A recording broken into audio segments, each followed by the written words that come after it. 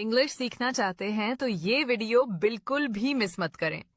मैं आपको ऐसे आसान जुमले सिखाऊंगी जिन्हें याद करके आप अपनी बातचीत में इस्तेमाल कर सकते हैं। तो चलिए जल्दी से लाइक कर दें और कमेंट में लिखें आई हैव टू लर्न। तो शुरू करते हैं। मुझ पर एक एहसान करना। Do me a favour.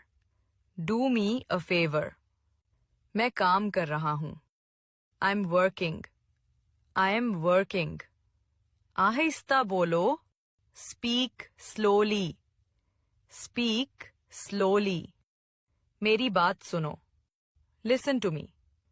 Listen to me. क्या तुम इसे जानते हो? Do you know him? Do you know him? मैं इसे जानता हूं। I know him. I know him. मुझे ऐसा नहीं लगता। I don't think so. Video को शेयर करें और मुझे फॉलो कर लें। Thank you.